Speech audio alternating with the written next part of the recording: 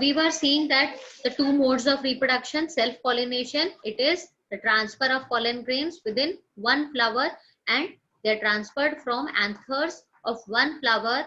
They are transferred onto the stigma of the same flower. Okay, so that is called as self-pollination. Self-pollination, here only same plant is here you can see. Whereas in cross-pollination, it is the transfer of pollen from the flower of one plant to the flower of a plant having a different genetic constitution. Okay, two different flowers are involved. It can be on the same plant or it can be on the different plant. Here, self-pollination, again, the different modes I have shown you in this slide. Transfer of pollen grains from anthers to the stigma of another flower is called as cross-pollination. Okay, is plant B से plant A में pollen grains they are getting transferred. Pollen for plant B is the donor, and from here we are taking the pollens and we are dusting onto the plant A.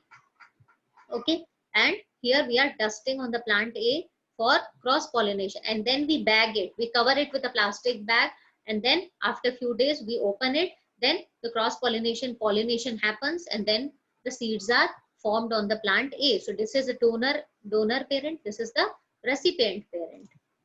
Okay, now we will see that modes of pollination कौन कौन से होते हैं.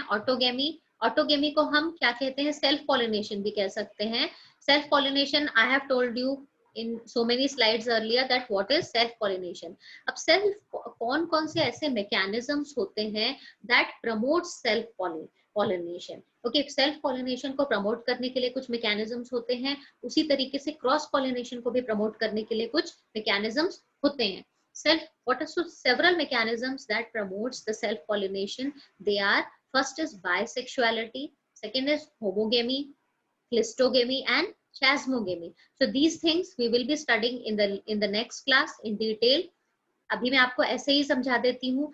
Bisexuality क्या होता है, एक ही plant में दोनों male or the female they are present. That is called as bisexuality. Okay.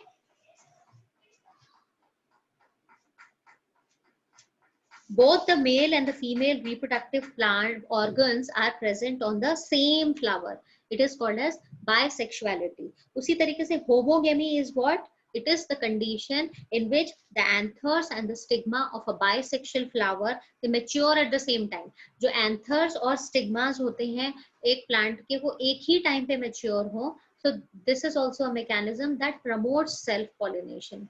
Okay, then उसी तरीके से cleistogamy is a condition. Cleistogamy क्या होता है? It is a condition when the bisexual flowers they never open. मतलब bisexual flowers जो होंगे वो maturity के time पे open ही नहीं होंगे. उनका ऐसा एक mechanism होता है. उसकी वजह से क्या होगा? Self pollination is the only way of pollination. उस plant में जब flowers के female organs open नहीं होंगे, then the self pollination will only take place. The outside pollens cannot go inside the ovary.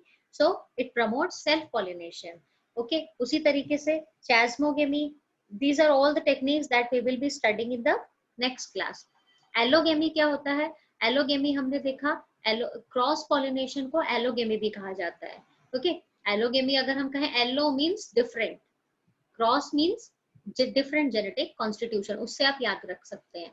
So development of seed by cross pollination is called as allogamy. And the various mechanisms, अभी हमने यहाँ पे क्या देखा था? The mechanisms which favor cross pollination, self pollination, these are the different mechanisms. Okay, similarly cross pollination को हम allogamy, उसका एक different term है allogamy, and the different mechanisms that favors allogamy they are diclemy, dichogamy, heterostyly, hercogamy, self-incompatibility and male sterility. So these are the different mechanisms we will be studying in detail in the next class, in the next video class, and just this class you just have to remember the names. Significance of pollination. अब as a plant breeding, what is the role of pollination? So main significance क्या है pollination का in the field of plant breeding? अब हम देखेंगे it has an impact on 5 different important aspects like gene action. The gene action होते हैं, different types of gene action होते हैं, उन पे pollination का effect होता है. Then depending upon the self or the cross pollination. Then the second is genetic constitution also. So the type of pollination also determines the type of genetic constitution of the plant. Third is adaptability, genetic purity of the plant, and the transfer of genes. So these are the 5 points which are the responsible for the significance of pollination. Now we will see that what are the different types of, what are the different plants or the crops which comes under self-pollinated crops, which comes under cross-pollination, and which comes under often cross-pollinated. So the third category is called as often cross-pollination. Okay, so often cross-pollination crops कौन-कौन से होते हैं जिनमें the amount of self-pollination is always more than 5%.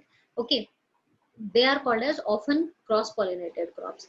Examples of self-pollinated crop, we can say rice, wheat, barley, oat, chickpea, cowpea, soybean, black gram, all the types of grams, beans, lentils, pulses. Then if we come into vegetables, then chilies, tomatoes, brinjal, okra, bindi, then peanut, potato, these all comes under self-pollination crops. These are all self-pollinated crops. Okay. And cross-pollinated crops, if we talk about allogamous species, allogamous means cross-pollinated species. They are like maize, pearl millet, mustard, alfalfa, radish, cabbage. So these are the different list of the various crops which comes under cross-pollinated crops. And if it is asked in the exam, write the names of the self-pollinated crops or the cross-pollinated crops, you have to remember some of the names. And often cross-pollinated crops like sorghum, cotton, pigeon pea, tobacco, rye, tobacco, and triticale. Triticale is also that is a cross between wheat and rye, that also comes under often cross-pollinated crop. Now we will see that what are the various seed dispersal. Now the seeds are dispersed from one place to another by the main mode is by either by shattering. Some of like green peas at the time of maturity they shatter. So this is just for your information that the seeds shatter and they fall onto the ground. So this is called as expulsion. Okay, so this is one of the mode of dispersal of seed. Second is by animals. Some of the animals like birds also take the seeds from one place to another. So this can be, so this is called as seeds. So this is also another way of seed dispersal by anemophily. Okay, then wind ke through be through the air, through the flow of air also the seeds can be dispersed from one place to another. So that is called as through wind it is called as anemophily. Okay, and through animals it is called as zoophily. And the last one is through water. Through water also some of the seeds can flow from one place to another. So this is called as hydrophily. Okay, so these are the different modes of seed dispersal. Lastly, we will see that what is the difference, major difference between the sexual and the asexual reproduction that we have studied in this class, and what are the various advantages of these two modes of reproduction and what are the various disadvantages. We can differentiate them, and what is much better. It depends on the different crops. Asexual reproduction here is advantages. It does not require special cells or lot of energy. Okay, so in asexual reproduction it does not require any special type of cells. Okay, now whereas in sexual reproduction it requires special type of sex cells are involved here. And the advantage is lot of variation within the species. It creates the variation between the species because the two different genetic constituted species are involved in sexual reproduction. Advantages, it can produce offspring quickly.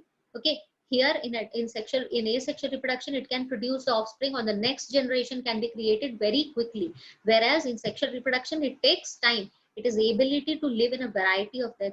Then another advantage of sexual reproduction is it has the ability to live in the variety of environmental settings, because it has the genetic variation is present inside the plant. So some of the plants may be adaptable and some of the plants may not be adaptable to the change in the environment. And the advantage, if you look into the asexual reproduction, in a stable environment, it creates large thriving population. Okay, so same genetic constituted population will be generated in case of asexual reproduction because only one parent is involved here. Here it has, whereas sexual reproduction जो progenies होती हैं, they are able to adapt to changes in the environment. Different environmental conditions में जो species होती है वो adapt कर सकती हैं अपने आप को. Then If you'll see into the disadvantage, suppose if you'll see here, the disadvantage of asexual reproduction is limited ability to adapt. It has the limited ability to adapt because all the population will be of the same genetic constitution. Okay, सारी population जो होगी वो एक ही parent से बनी हुई है, पूरा genetic constitution एक ही जैसा होगा उनका. अगर कुछ insect के insect attack होता है, insect या pest attack होता है, then all the population will be vanished. Okay, अगर उनके पास ability नहीं है survive करने की. Whereas if you'll see in the sexual reproduction, what happens? Some of the plants which are vulnerable, then they may die, whereas some of the plants which are resistant or tolerant, because there is genetic variation is present among the plants, so they will tolerate it. And second disadvantage is face massive die-off if the environment is not suitable. Okay, it favors the massive die-off, means all the plants will be vanished. Disadvantage इसका क्या होगा sexual reproduction का? It needs time and energy, because sexual reproduction में time लगता है, and it produces small population. Small population is produced by sexual means. So here my topic completes. Now we'll go on to the discussion part.